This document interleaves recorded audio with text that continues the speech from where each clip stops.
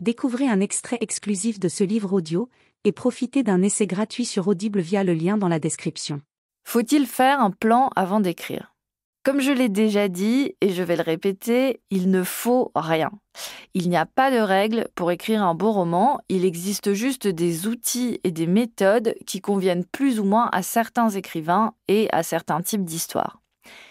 Je connais des écrivains qui ont tous leurs livres, scène par scène, de manière extrêmement détaillée avant de commencer à écrire le premier mot de leur livre, et d'autres qui partent d'une première phrase et qui n'ont pas la moindre idée de ce qui se passe ensuite. Stephen King, par exemple, ne planifie jamais ses romans avant de les écrire. Il découvre ce qui va se passer au fur et à mesure de l'écriture, comme en atteste cette citation tirée de son roman Carnet noir, publié chez Albin Michel en 2016.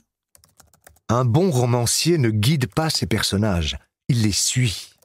Un bon romancier ne crée pas les événements de son histoire, il les regarde se dérouler et ensuite il les écrit. Un bon romancier finit par réaliser qu'il est secrétaire et non pas Dieu. Il affirme même que s'il connaissait la fin des livres qu'il écrit, il ne verrait pas l'intérêt de les écrire. À l'inverse, on peut citer Agatha Christie, la reine du roman policier, qui, dans une lettre ouverte aux lecteurs du Club des Masques, qui date de mars 1932, affirme exactement le contraire. Je vais vous dévoiler en 2 mots le secret de fabrication. Vous choisissez votre coupable. Et vous mettant dans sa peau, vous décidez des moyens qui vous permettent le mieux de masquer sa culpabilité. Ensuite, ayant fait votre plan, vous recommencez votre exposé par le commencement, en vous plaçant du point de vue du spectateur. Essayez, et vous verrez comme c'est simple. Ok, donc merci Agatha Christie, mais moi je fais un plan ou je fais pas de plan ? La réponse, c'est « ça dépend ». Ça dépend de vous et ça dépend peut-être aussi du type d'histoire que vous voulez écrire. On dit qu'il y a des écrivains architectes et des écrivains jardiniers. Attends, je t'arrête tout de suite. Moi, je suis pas venue pour le cours de jardinage, là. Attends, écoute, je vais t'expliquer. Alors, les architectes commencent par le début. Ils structurent. Ils n'écrivent que quand leurs fondations sont solides, ils suivent l'ordre, ils ne mettent pas le toit avant les murs. Pour les écrivains jardiniers, le livre est un jardin. Ils plantent des graines. Les graines, ce sont des débuts d'idées. Ils les arrosent, ils les entretiennent un peu au hasard, ils tentent de les mettre au soleil, à l'ombre. Certaines de ces plantes demandent beaucoup de soins, il faut creuser, les déplacer, y passer du temps.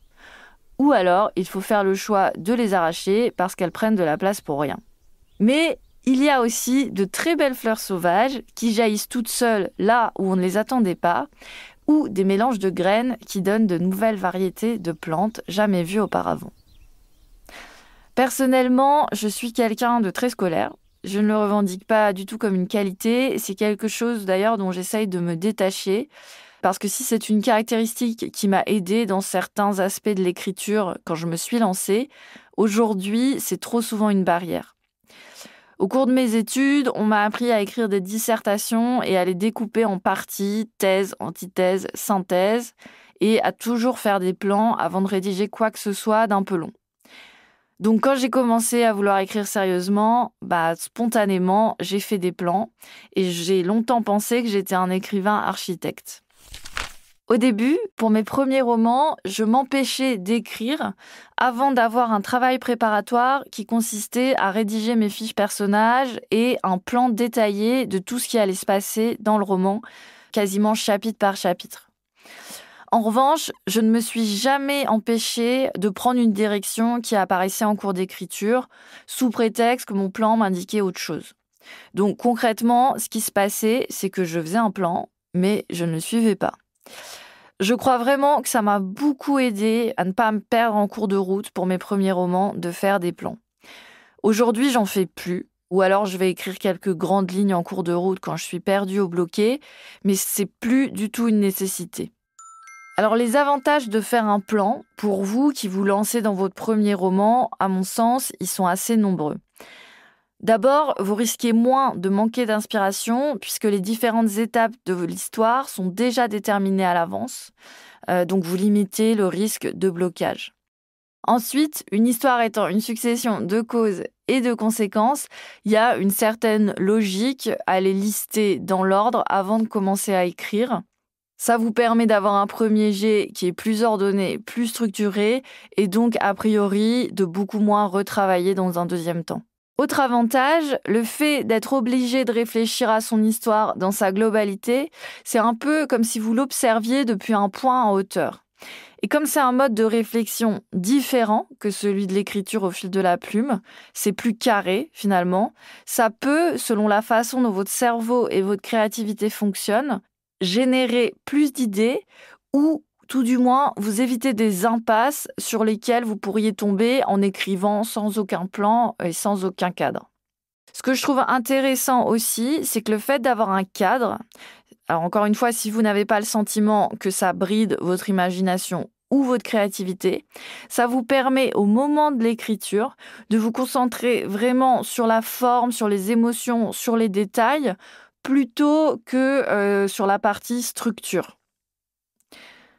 Et enfin, le dernier point, et qui à mon sens est le plus important, avoir un plan, avoir un cadre pour vous lancer dans l'écriture de votre premier roman, ça va vous rassurer. Et c'est probablement l'argument le plus important parce qu'on a besoin d'être rassuré au fil de l'écriture. On en a besoin au bout du 10e roman et on en a encore plus besoin au moment du premier roman. Donc c'est comme partir en randonnée avec une carte, vous êtes sûr d'arriver au bon endroit. Évidemment, ça veut peut-être dire que vous risquez de louper une jolie vue que vous auriez aperçue si vous vous étiez perdu en route, mais au moins, vous êtes sûr d'arriver à bon port.